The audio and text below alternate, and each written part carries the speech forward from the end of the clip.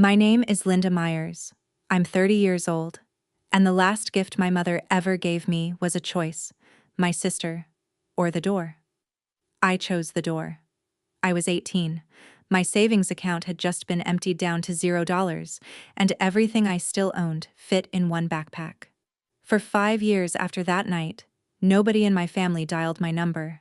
Then, on a Tuesday in March, my mom called me in tears and said the sentence she'd apparently been saving up: "Your sister needs you."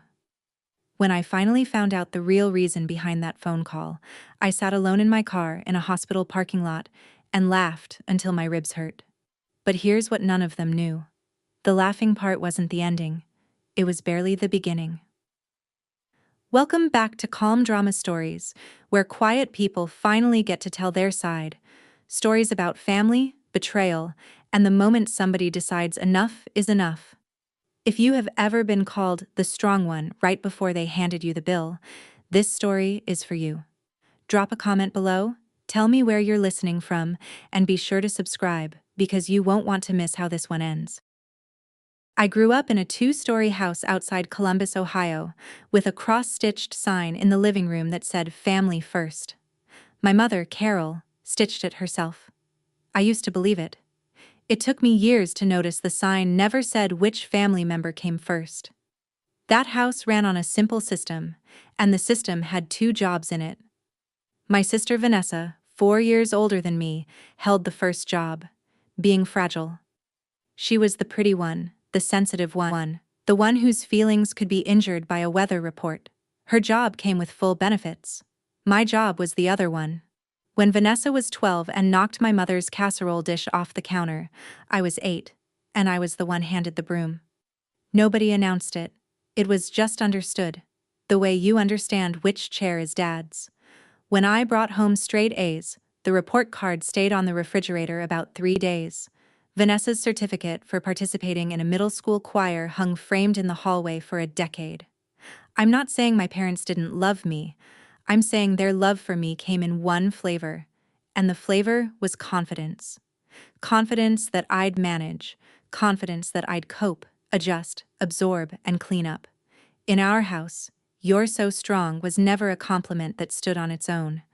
I learned to flinch when I heard it, the way a waitress flinches when a table of 12 walks in. Because in the Myers family, praise for me always traveled with luggage. Somebody was about to hand me something heavy, and the compliment was the receipt. I just didn't know yet how heavy the luggage could get. I found out the spring I turned 18. At 15, I got a job running a register at Hartman's Grocery, 4 evenings a week plus Saturdays. I had one goal, and it was laminated: nursing school. The bank wouldn't let a minor open a savings account alone, so my mother co-signed as joint owner. That detail matters. Write it down somewhere. For 3 years, I deposited almost every paycheck. Birthday money went in. Christmas money went in. I skipped the class trip to Chicago and put that in too. By the spring of my senior year, the balance read $9,300. I used to look at that number the way other girls looked at prom dresses. Meanwhile, Vanessa was running her own experiment in the opposite direction. She started community college and left after 1 semester. She married a long-haul trucker named Cole a month after meeting him, had a baby girl named Lily at 21, and separated from Cole before Lily could walk. She and the baby lived in an apartment 15 minutes from my parents, and my parents paid for most of it. Quietly. The way you pay a bill you're embarrassed by. I loved Lily from the first day. I want that on the record. That tiny girl with the serious eyes had no role in what her mother did. The week I turned 17 and a half, I circled a date on my calendar. My 18th birthday. The day I could finally open my own account. In my own name, with my own single signature on it. I wasn't paranoid. I was raised in that house. I was fluent in it. I planned to move every dollar the morning I turned 18. My mother beat me to it by 9 days. I found out at an ATM outside Hartman's on a Thursday after my shift. I'd stopped to deposit my check like always. The machine spit out a receipt, and the receipt said my available balance was $0.00. I stood there in my work polo reading that slip of paper like it was written in a foreign language. I actually fed my card back in and checked again, because a mistake seemed more possible than the truth. Then I drove to the house, walked into the kitchen, and set the receipt on the table in front of my mother. She didn't even pretend to be surprised. She was drying a pot, and she kept drying it. She said Vanessa was 4 months behind on rent. She said the car was about to be repossessed, and a mother with a baby cannot be without a car. She said the word family the way other people say, obviously. My father studied the salt shaker like it owed him money. I asked when they were planning to tell me. My mother finally set the pot down and gave me the look she saved for when I was being difficult, which in our house meant inconvenient. She said they were going to explain everything at dinner. She said Vanessa was in a crisis, and crises don't wait for birthdays. And then she said the sentence that ran my whole childhood, the sentence I could stitch on a pillow from memory. "You're the strong one, Linda. You'll be fine." No mention of paying it back. None. That was the part that reorganized something in my chest. It wasn't a loan in their minds. It had never been my money in their minds. It was the family's emergency fund. And I was the family's emergency employee. And the emergency was always, always going to be Vanessa. I did not scream. I went upstairs and made phone calls because even at 18, that was who I was. The bank was polite and useless. Joint account, joint owner, every withdrawal legal as sunlight.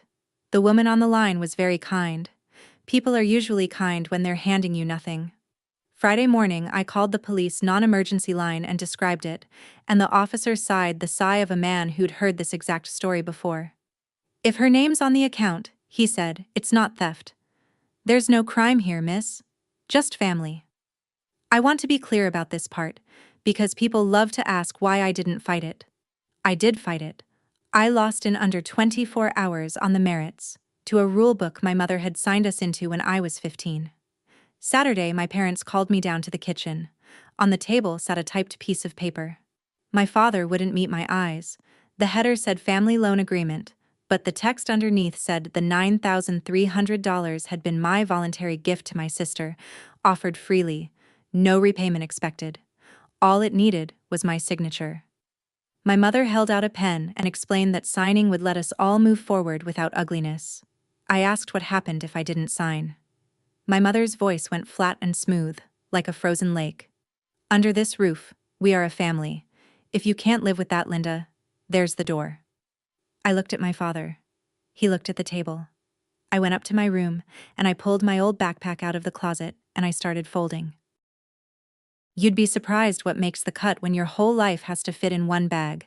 2 work polos, jeans, my documents in a plastic folder, birth certificate, social security card, and that ATM receipt, folded once, because some part of me already understood I might need proof someday that I wasn't crazy.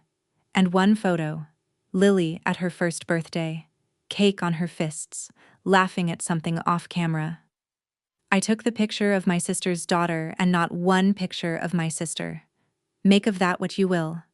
I came downstairs. Nobody was posted at the door to stop me, which told me everything about how this movie was supposed to end. I was supposed to get scared on the porch and come back in and sign. My mother stayed in the kitchen. Through the doorway I could see her wiping a counter that was already clean. My father was standing in the garage doorway with his hands in his pockets. As I passed him, he pressed something into my palm without a word and then turned and studied the lawnmower. 2 folded $20 bills. $40. That was my father's entire testimony on the matter. I walked out to my car.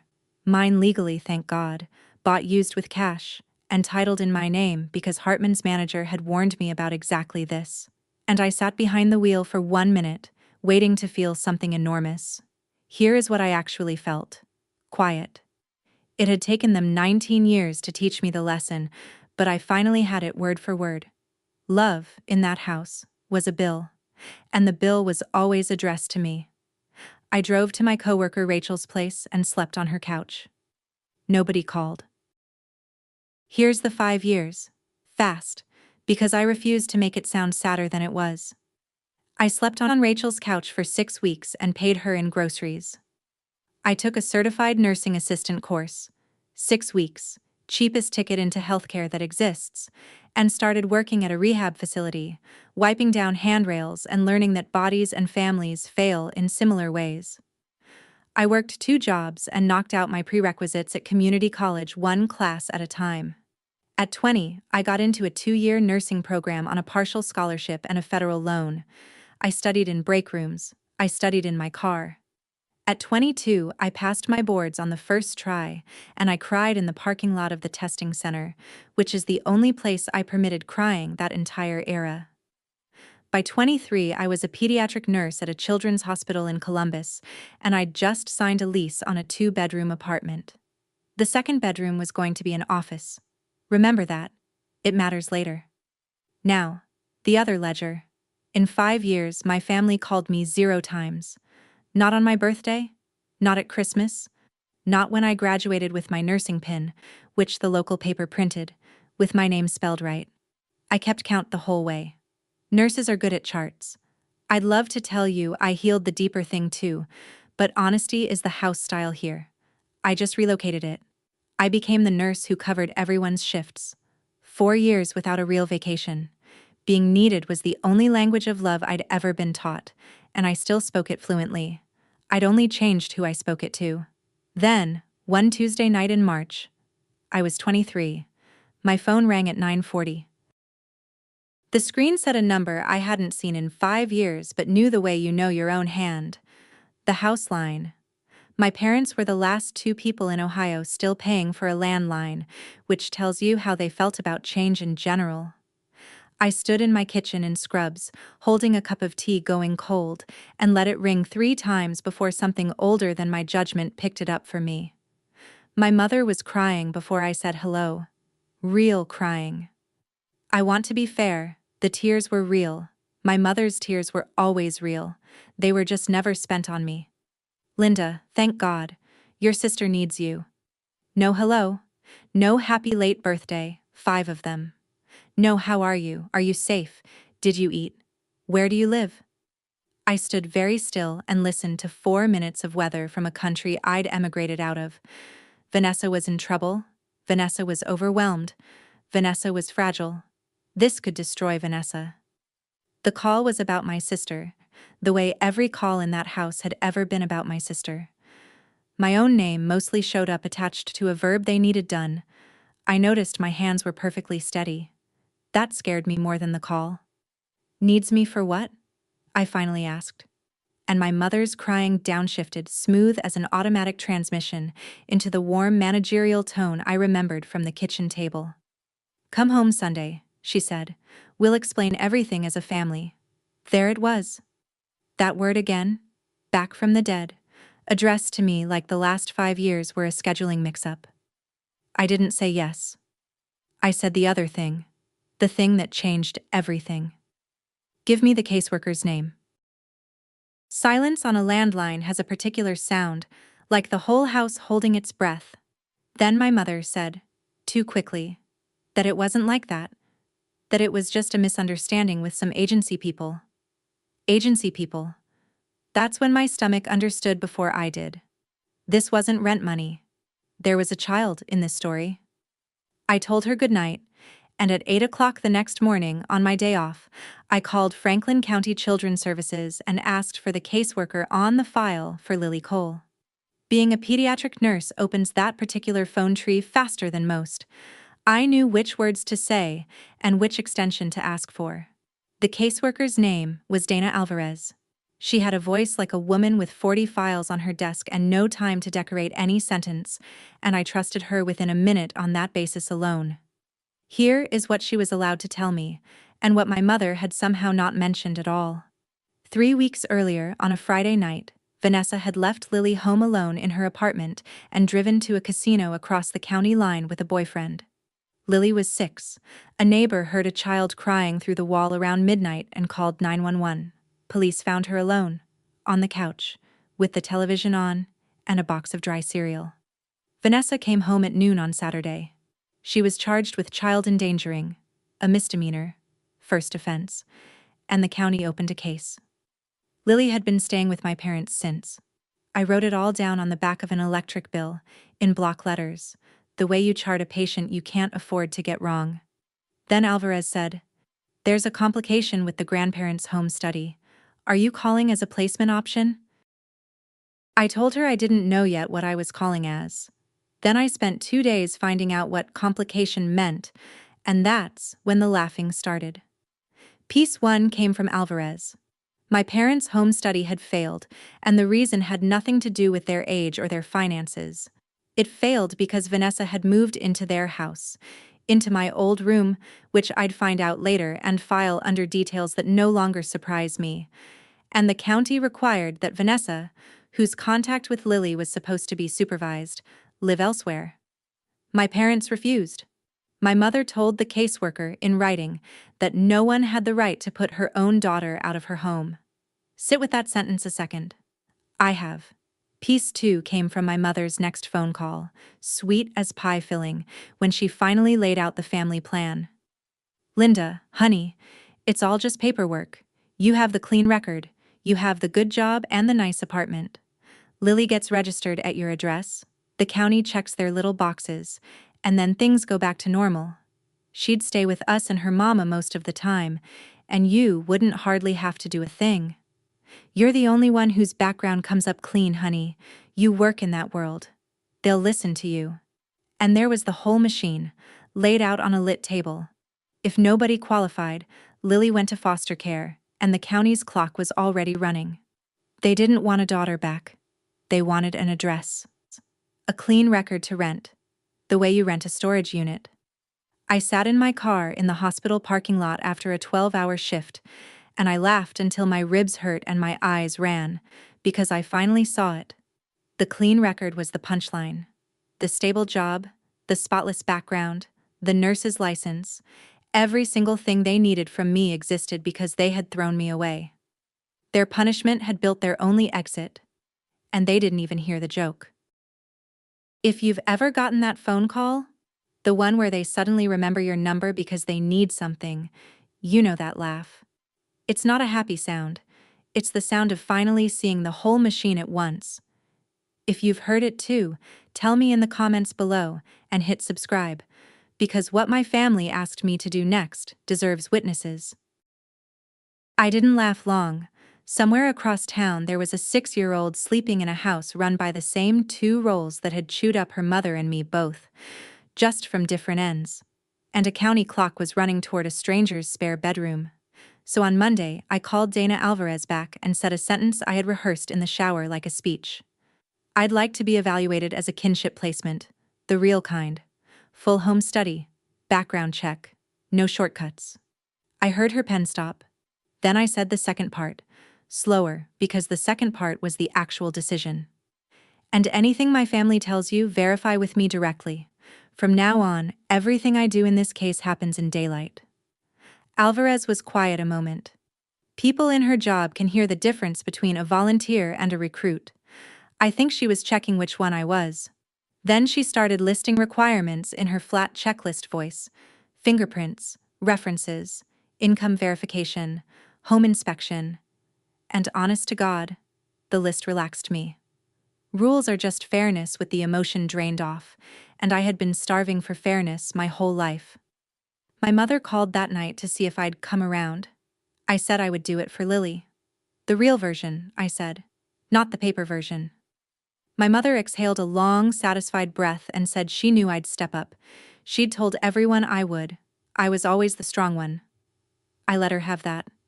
Some people you correct. Some people you just stop translating for. She heard yes and hung up happy. She had absolutely no idea we had just agreed to 2 different stories, and only one of us could be right. Sunday, I drove out to the house to meet the stakes. 5 years away, and the house had not moved an inch. Family First still hung over the couch. Vanessa's choir certificate still hung in the hallway, gold sticker fading.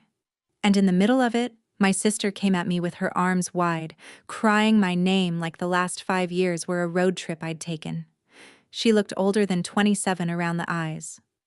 "I always told people my little sister would come through," she announced to the room, hugging me, and I stood there being hugged and heard the sentence for what it was. Not gratitude. A job posting. Filled. My mother beamed at the reunion she planned to describe at church. My father held his coffee mug like a man at a bus stop in weather. And on the far end of the couch, taking up as little space as a person can take, sat a 6-year-old with her ankles crossed and her hands in her lap. Lily. She had Vanessa's coloring and none of Vanessa's noise. I watched her that whole visit, and this is what a pediatric nurse sees. A kid who tracked every adult in the room like a little air traffic controller. She got her own water from the tap, standing on a stool someone had put there for exactly that purpose, drank it, washed the cup, dried it, and put it away. 6. Nobody noticed but me, because in that house self-sufficiency in a child wasn't a flag, it was a convenience. I knew that ankle-crossed stillness from old family photos. Mine. When I got up to leave, Lily slid off the couch and followed me to the door, and stood there working up the courage. Then, very quietly, looking at my knees, she asked, "Are you the aunt with the apartment?" So they'd talked about the plan in front of her. 6 years old, and she already knew she was a package with a shipping question. I crouched down, said yes, I'm your Aunt Linda, and told her my apartment had a whole bedroom nobody was using. She nodded once, filing it, and walked back to her end of the couch. I drove home doing math on the county's clock. Then the county came to do math on me. If you've never been through a kinship home study, here's the flavor. 2 months of proving to strangers, with documents, that your life holds weight. Fingerprints rolled at a BCI office. My income? Verified. My lease? Copied. My references? 3. None of them related to me, which was the easiest requirement I've ever met, since no one related to me had spoken to me in 5 years. A worker walked my apartment checking window locks and smoke alarms and asked where the child would sleep, and I stood in the doorway of my office that never was and heard myself say, "Her room is right here." I moved my desk to the living room that weekend. I switched from night shift to days, which cost me the differential pay. First real money this fight took from me, and I want it noted I paid it without blinking. And one afternoon, across my own kitchen table, Alvarez looked up from her clipboard and asked the question that wasn't on it. "Why did you leave home at 18? I gave it to her straight and short. The savings account, the paper I wouldn't sign, the door. She wrote for a while, longer than my answer. I didn't know then what that note would turn into. I found out in November. While the paperwork ground along, the county approved weekend visits, and that's how I learned who Lily Cole actually was. The first Saturday, she walked into my apartment carrying her own duffel and toured the place like a health inspector. Silent, thorough, touching nothing. Then she stood in the kitchen and asked me 3 questions, in order, like she'd drafted them in the car. Which food am I allowed to eat? I opened a cabinet and told her that shelf was hers, and anything with a blue sticker was fair game any time without asking. Where do I go when you have company? I said nowhere. This is your place too. If I ever had company, she'd be the company I introduced first. She turned that one over like a coin she suspected was fake. What happens if I break something? And there it was, the whole biography in one question. I took a glass out of the cabinet, handed it to her, and told her the truth. Things break. We sweep. Nobody eats a broom over it. Then I gave her a plastic cup, told her it was unbreakable, and said the world record for dropping it was 11 times and she was welcome to try for 12. That got me the first almost smile. She dropped it 9 times before dinner. But Saturday night told me the real story. I passed her room and eased the door open to check on her. Nurse's habit. She was asleep on top of the made bed, not under the covers, still in her day clothes. Her sneakers stood side by side, tight against the bed frame, toes pointed at the door. I stood in that doorway a long time. I know packed and ready when I see it. I invented packed and ready. Her second weekend with me, I found it. Sunday morning, she was watching cartoons and I was vacuuming her room, and the vacuum head knocked against something under the bed. I got down on my knees and pulled it out. A pink backpack. Small, the kind they sell for kindergarten, zipped full. I shouldn't have opened it. I'm glad I did. 2 outfits, folded with a care that would shame most adults. A toothbrush in a sandwich bag, a box of raisins, and a stuffed rabbit with one ear worn down to the fabric, packed last on top, where it could be reached fast. She had brought a go-bag to her aunt's house for a weekend. I was still kneeling there when I felt her in the doorway. She didn't panic. She didn't even look surprised. She looked the way a kid looks when the teacher finds the note, resigned to explaining the obvious. She said, "I keep it packed so it doesn't hurt when they forget me somewhere." Level voice, reciting a house rule. And I knelt on that carpet holding the strap, and I was 18 again in an upstairs bedroom, folding 2 work polos and a plastic folder of documents into a bag because the people who were supposed to keep me had priced me out. My bag had been the end of my childhood. Hers was 6 years old and already packed. Same family, same luggage, 1 generation apart. I didn't turn that carpet into a scene, and I didn't make a speech, because a 6-year-old with a go-bag has no use for either. I zipped it back up, slid it exactly where it had been, and said, "Okay, we'll keep it packed for now. It's yours. Nobody touches it and nobody forgets you here. But it stays your call, not theirs." She studied me for a second, nodded, and went back to her cartoons. The backpack stayed under the bed. Remember it. This whole story ends with that backpack. Over the next few weeks in the low-stakes hours, braiding hair, 11 times champion cup drops, cartoons, Lily talked. Kids do, once the radar quiets. It came out sideways, in crumbs. That the Casino Friday wasn't the first time. That there had been other mommy's weekends since she was 5, where she was in charge of locking the door. That she knew how to make 3 dinners, cereal, toast, and cheese sandwich, no stove, because the stove was against the rules when she was alone. She said all of it the way she'd said the thing about the backpack. No drama, just logistics. I sat on my hands and kept my voice boring and my questions open, and inside my chest something was being signed in permanent ink. Here's the thing about my job. I'm a mandated reporter. When a child tells a nurse she's been left alone overnight, repeatedly, at 5 and 6 years old, the law doesn't offer me a family discount exemption. And here's the thing about me, the thing I'd decided in Alvarez's checklist voice weeks earlier. Daylight. Or nothing. I called Alvarez Monday morning and reported it. Formally. She scheduled Lily with a child interview specialist, the kind with the soft room and the careful training, and Lily said it all again in her logistics voice. The county amended its case. Vanessa's plan got stricter. Parenting classes with attendance verified, visits moved to supervised only.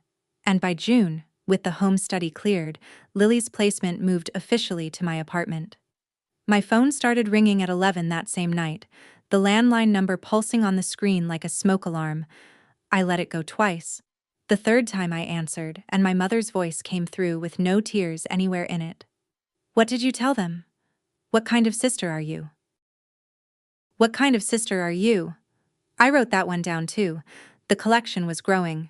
What followed was a 2-part campaign I could have diagrammed in advance, because I'd watched it run on other targets my whole childhood.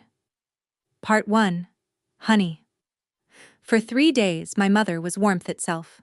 A chicken casserole appeared outside my apartment door with a note in her looping cursive about how proud she was of the woman I'd become.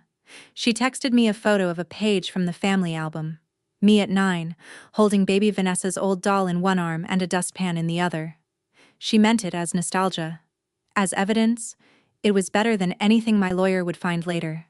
Even the sweet talk told the truth, if you looked at what everyone in the pictures was holding. Then part 2. Right on schedule. Vinegar. Sunday dinner, the whole extended family and my mother. I heard this from my cousin Beth, who called me after, half whispering, stood up over the pot roast and delivered the official version. Linda left home at 18 because she was selfish, broke her parents' hearts, and now, Lord willing, she'd been given one chance to redeem herself by helping her sister, and instead she was feeding the family to the government. Aunt June nodded along. 2 chairs down, my father passed the rolls and said nothing. I want to be honest about what that did to me, sitting alone in my kitchen picturing that table. It still burned. 23 years old, a badge, a license, a lease, and it still burned. But I'd learned something the county had been teaching me all spring.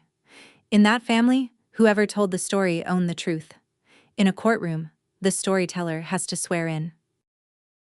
Vanessa came to my apartment exactly once that summer, unannounced, on a Tuesday evening while Lily was at a supervised library program. She'd come without makeup, and it shocked me. She looked ironed flat, older than our mother somehow. And for the first time in my life, my sister sat at my table and said something true. She said, "You think I chose this?" She was looking at her own hands. "They decided I was helpless when I was 10, Linda. You don't remember because you were 6 and busy being the other thing. Nobody ever made me finish anything. Not school, not a job, not marriage, not—" And she tipped her chin at Lily's drawing on my refrigerator and couldn't say her own daughter's name in that sentence. "At least your role came with a spine. Mine came with an allowance." I sat very still, because I was watching the machine from a brand new angle, and it was the saddest view yet.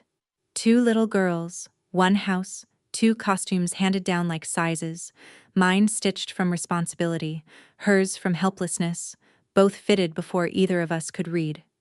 For about 10 seconds I almost reached across the table. Then my sister, in the same breath, with the same tired eyes, showed me why the costume always wins. "So you owe me," she said, soft, reasonable. "Tell the caseworker Friday night was the first time. Tell them I had the flu, not the casino. They believe nurses. You're one of them. They'll take it from you." There it was. The honest minute was over. It had been an on-ramp. I said no. No explanation stapled to it, no apology cushioning it, and the older I get, the more I believe it was the first complete sentence of my adult life. Vanessa stood, gathered her purse and smiled a smile I knew from our mother's kitchen. "Then I guess I'll have to tell everyone what you've been doing." What I'd been doing, per the family broadcast that followed, was stealing a child to punish my sister out of jealousy. I let it roll off. Then September came. Lily started first grade at the elementary school 6 blocks from my apartment, and on the second Thursday of the school year, at 2:50 in the afternoon, my phone rang at work. The school office. A voice too casual for its own sentence. "Ms. Myers, just confirming. Lily was picked up early by her mother. That's authorized, correct?" The floor of the nurse's station tilted. It was not authorized. Vanessa was supervised only, and the school had the paperwork saying so, but the paperwork was in a folder, and the folder was only as strong as the newest clerk in the front office, and the woman at the desk that day saw a mother with a matching last name on the birth certificate and waved. I did not drive around the city like a movie. I stood in a supply closet with my heart slamming and did it by the book. Called Alvarez, called the non-emergency police line, gave plates, gave descriptions, said the words unauthorized removal and supervised visitation order. Then I did the hardest clinical skill I own. I waited. 4 hours. At 6:40 that evening, an officer called. Located, both safe, food court at the Eastland Mall. Vanessa had bought her a soft pretzel and a teddy bear, and when approached, she was genuinely bewildered by the fuss, because in her weather system it was just a mom treating her daughter to an afternoon out. Nobody's villain. That's what made it terrifying.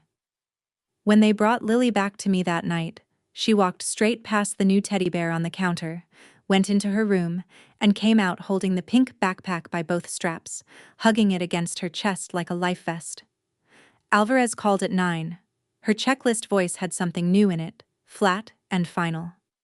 "This changes the timeline, Linda, and temporary isn't going to protect her anymore." The county moved fast after the mall. Vanessa's visits were locked down to a supervised visitation center, 2 hours a week, a monitor in the room. The school got a new pickup card with photos on it, and the principal apologized to me for 11 minutes. I finally told her the clerk was the least broken part of the whole system.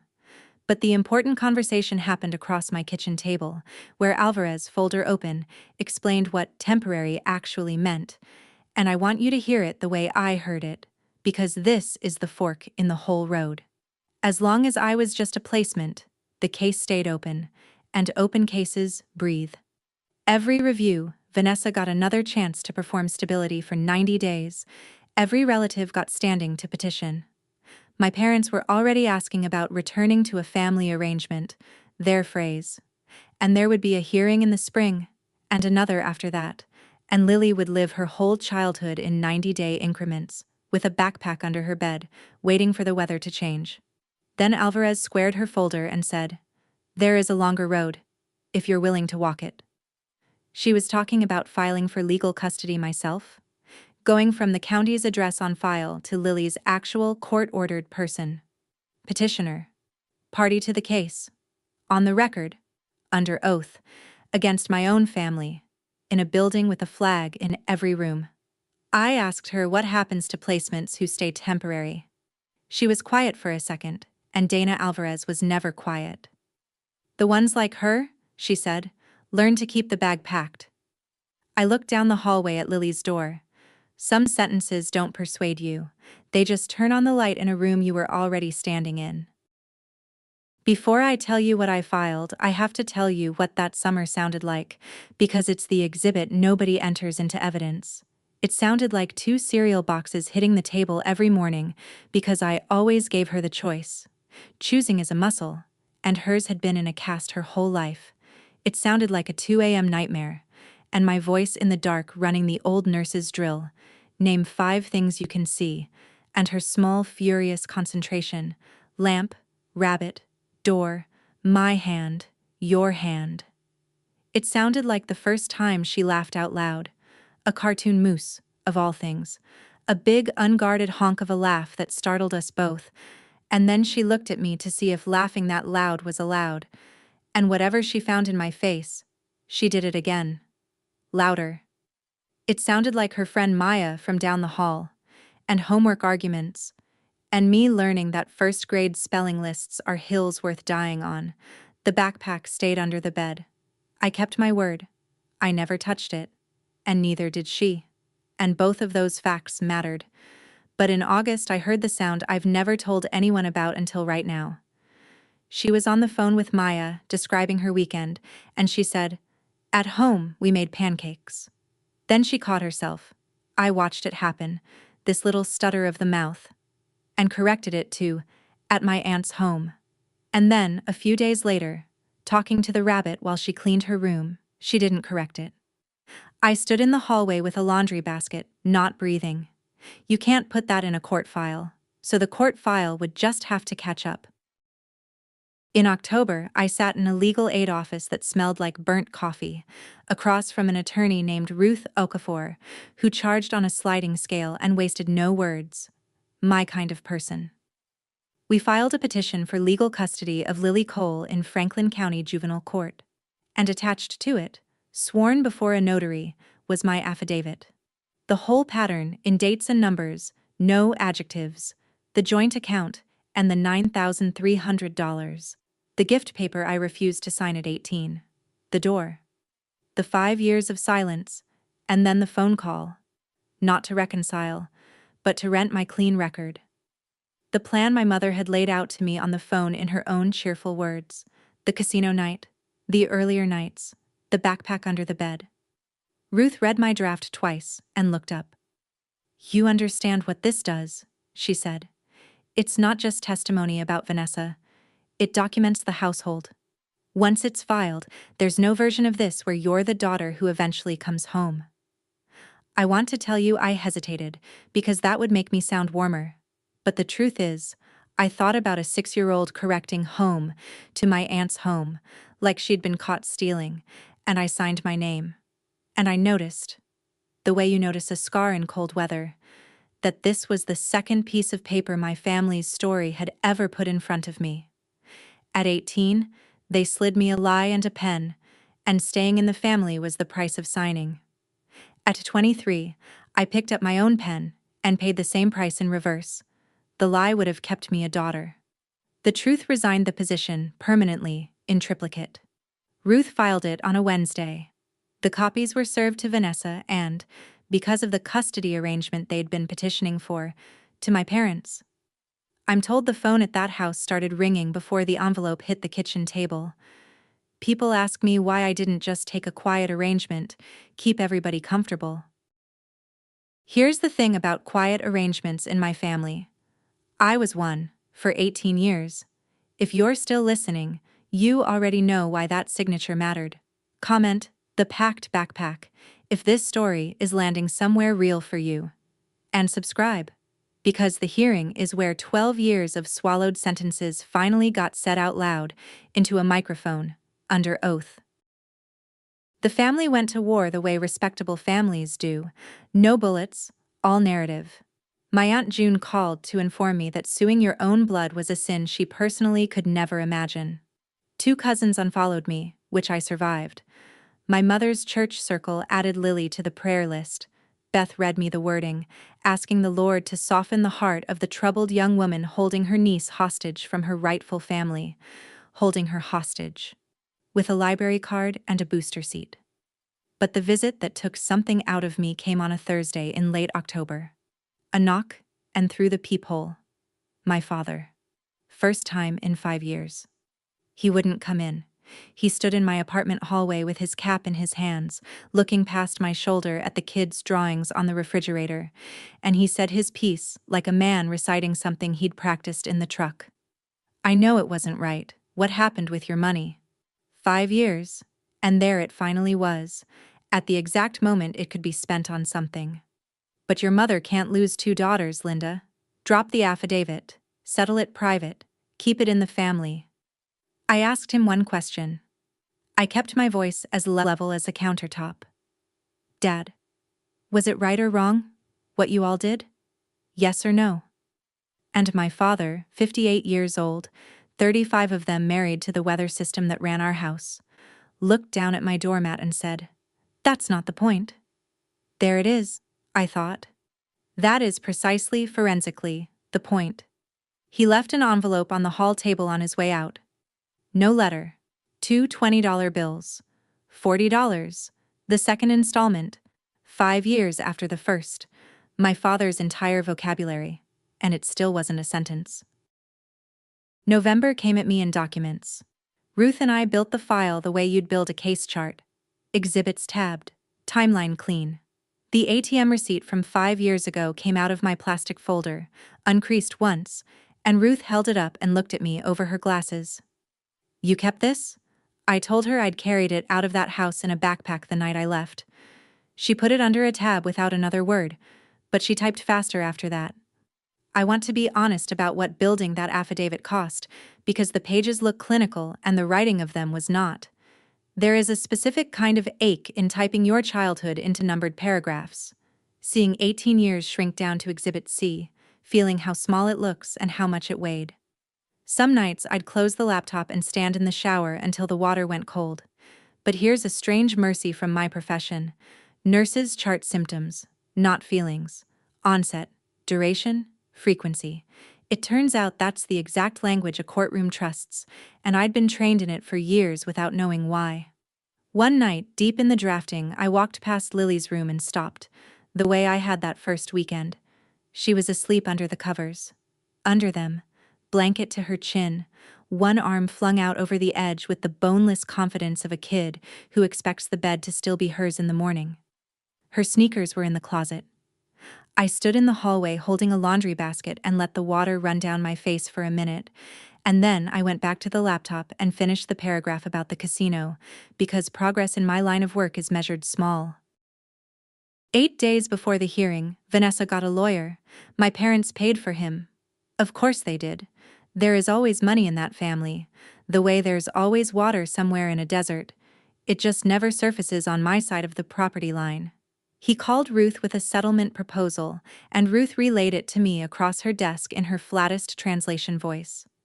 They would agree to my custody. Uncontested. Sign it tomorrow. In exchange, Vanessa's visitation goes unsupervised, effective immediately, and I withdraw the affidavit. All of it. The account, the door, the pattern, the household, from the record. Scrubbed. As if unsworn. Their phrasing, Ruth said, is that the family doesn't need old stories in a public file. I sat with it, and I'll tell you the truth. It wasn't nothing. Ruth said so too. Trials are dice, and this handed me custody without rolling them. I'd have Lily, legally, tomorrow. All I had to do was let the record lie about the machine and hand the machine 2 unsupervised days a week to run on a 6-year-old. I asked Ruth one question, a nurse's question. Unsupervised? Starting when? She checked the letter. Immediately. And I saw it. Clear as a chart trend. Some ordinary Friday in February. A treat. An errand. A boyfriend. A casino across the county line. And a first grader locking a door behind her mother because those were the rules when she was alone. And under some future bed, a bag. Repacked. I told Ruth I'd answer by Monday. And I drove home the long way. And that night, while I stood at the stove not cooking anything, the phone rang. The house line. My mother had one card left, and she played it beautifully. No tears this time. That's how I knew it was the real offensive. My mother saved her dry voice for closing. Linda, sweetheart. Sweetheart, a word I hadn't heard aimed at me since grade school, and I hated what it did to my chest. She talked for a long time, and she was good, because everything she offered was a real thing that had really been withheld. Come home, she said. Sunday dinners, Christmas morning. You and Lily both. Stockings on the rail. Your room is still your room. Vanessa will sign whatever the lawyers want. We can be a family again, honey. All of it. Starting Thursday. All you have to do is take the old stories out of the file. That's all. Families don't need judges, Linda. They just need one person big enough to let the past go. And I stood at my stove, 23 years old, holding the phone with both hands, and I am going to tell you the whole truth, even though it's the least flattering sentence in this story. I wanted it. Every cell. 12 years I'd been standing outside the glass of that family watching the light on in the kitchen, and here was my mother, holding the door open at last, and the room behind her was warm, and it was real. And the price tag was hanging exactly where it always hangs in that house. The truth, retracted. The record, scrubbed. And the bill for all that warmth quietly forwarded, as always, to the smallest person in the family.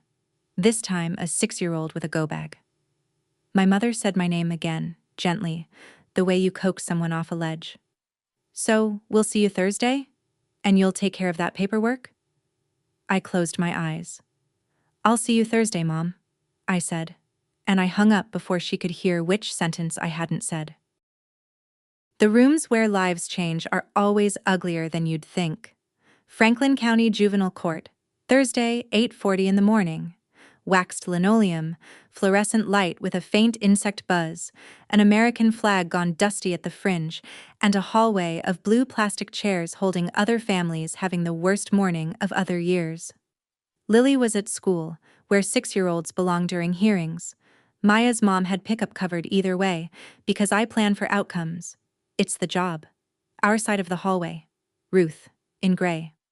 Alvarez with her folders. Lily's guardian ad litem, a retired teacher who'd interviewed us twice. Their side, arriving in a procession I heard before I saw. Vanessa in a small floral dress I'd have bet money our mother chose. The costume of the role fitted one more time. My mother in church clothes, chin high, gripping my father's arm. My father in the suit he wears to funerals. Before the courtroom, there was one more stop. A conference room where the lawyers put the settlement on the table for the record, one last time. Formica table, humming vent, a printed agreement squared in front of an empty chair, and a pen laid on top of it. Diagonal, presentational, the way the gift paper had been laid out on a kitchen table 5 years and 2 lifetimes ago. My family does love setting a table for me. My mother looked at me across it, and for a second, I'll give her this. The look wasn't tactical. It was just her, asking. Vanessa's lawyer cleared his throat. Ms. Myers, have you considered our proposal? The vent hummed. Ruth's pen hovered over her legal pad.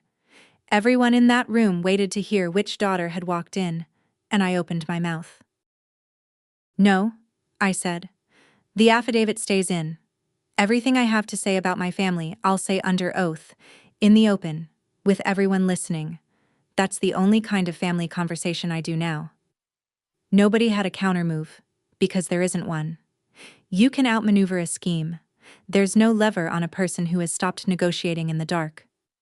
My mother's face closed like a shop for the night. We went in. Juvenile hearings are not television. No jury box drama, just a tired judge, a court reporter, and the slow machinery of questions. When my turn came, I put my hand up, swore, and testified the way Ruth had coached me and the way I'd charted my whole career. Onset, duration, frequency. The joint account, dated.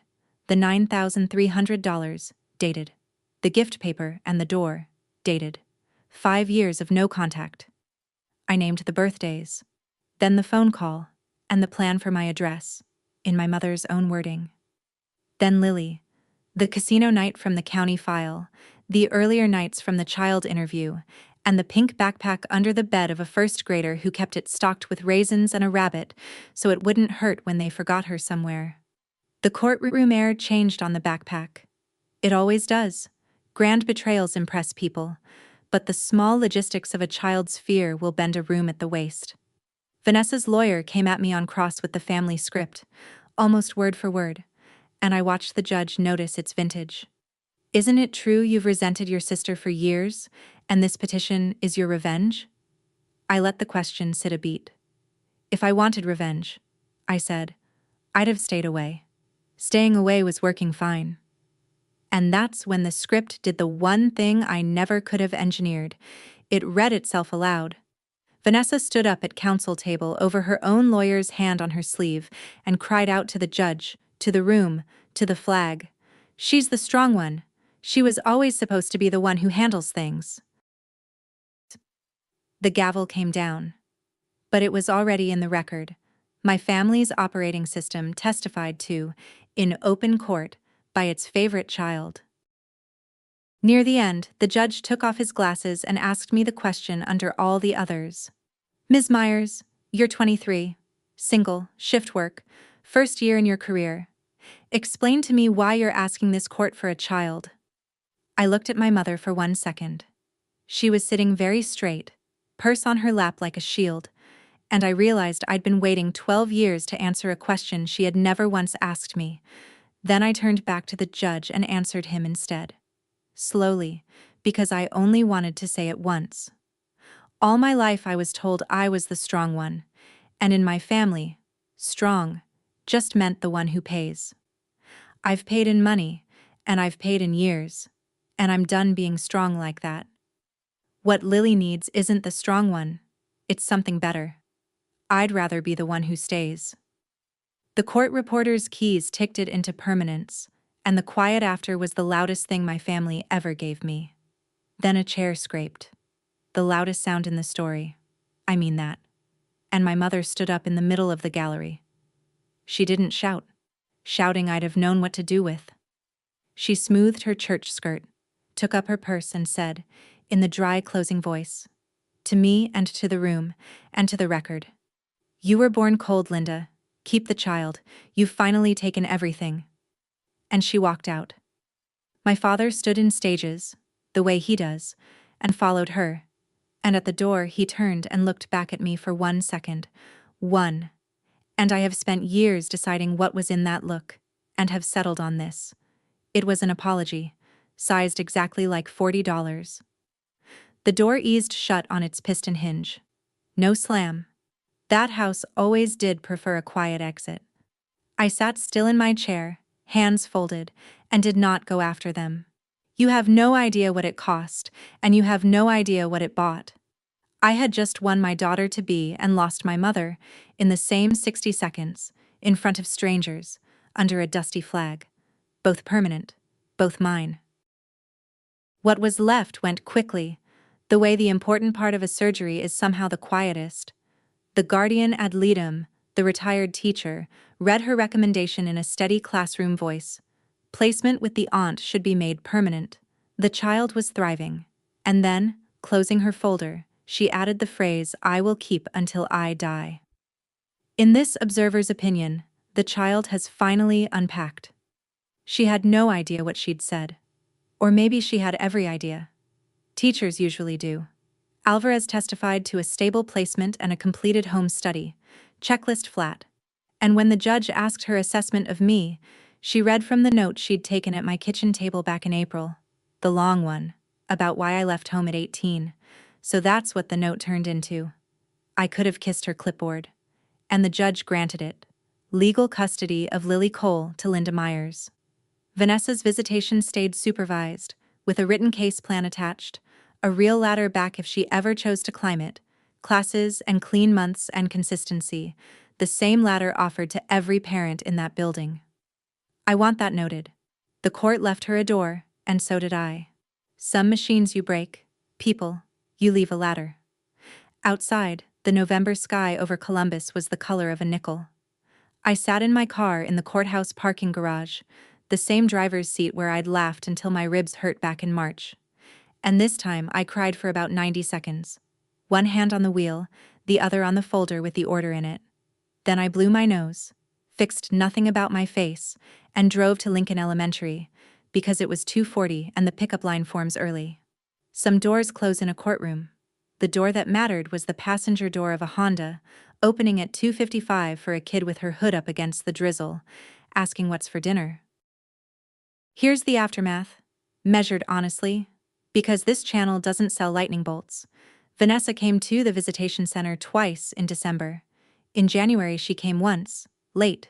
By spring, some months she didn't come at all. And I'd sit in the center's parking lot with Lily's booster in the back seat, working out what to say, and Lily would buckle herself in and say it for me. Mommy forgot again. Logistics voice, but quieter every time, and then one day, not quieter. Just done. A fact filed under other facts. My sister isn't a monster.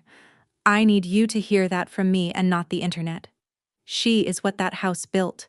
A woman handed helplessness as a job description at 10 years old, and nobody ever taught her to finish anything, so she doesn't. The ladder the court left her is still bolted to the wall. She has never put a foot on it. My mother sent one card that first winter, cream-colored, her looping cursive steady as ever. When you're ready to apologize, we are ready to forgive you. I read it twice at the kitchen counter, and then I put it in the plastic folder, the one I'd carried out of that house at 18. Right behind a 5-year-old ATM receipt for a balance of $0.00. Same handwriting on the ledger, if you know how to read it. I never wrote back. The invoice finally reached a customer who'd closed the account. And then, there was the evening in late spring, an ordinary Tuesday, spaghetti on the stove, spelling homework on the table when Lily put down her pencil, walked to her room without a word, and came back dragging the pink backpack by one strap. I stopped stirring. She unzipped it on the living room floor like a surgeon opening a case, and then, businesslike, she dismantled it. The 2 folded outfits went into her dresser, 3rd drawer. The toothbrush in the sandwich bag went to the bathroom cup. The raisins went to her food shelf, the one with the blue stickers. Last, the rabbit with the worn ear came out and took up his new post on her pillow, facing the door, on guard duty at last instead of on standby. Then she hung the empty backpack on her doorknob and came back to her spelling like nothing had happened. I stood at that stove with the spoon in my hand and my back to her for a full minute, because the rule in my house is that nobody performs their feelings at a 7-year-old. When I could talk, I said, "You don't have to be the strong one, Lily. You don't have to be the fragile one either. You just have to be Lily." She thought about it the way kids consider the obvious. "Okay," she said. "Can I have more noodles?" That was the whole ceremony. 7 years on, I'm 30, and the girl with the go bag is 13 and argues with me about phone hours like it's her paid profession, and slams her door over curfew, and hollers that I'm ruining her life, and every unremarkable, mouthy, gloriously ordinary minute of it is the trophy. The backpack holds pool towels now. She packs it in June, for swim season. Because she wants to. That's the entire difference, and it took 2 generations to buy. 12 years taught me this. In some families, "you're the strong one" is not a compliment. It's an invoice. And the day you stop paying it isn't the day you stop loving your family. It's the first day you love someone, including yourself, the honest way, with both eyes open and the lights on. That's my story. One drained bank account, one packed pink backpack, and one sentence finally said out loud, under oath, into the record. If somebody in your life calls you the strong one right before handing you the bill, take this as your sign. You're allowed to say no and still be good. If this story felt familiar,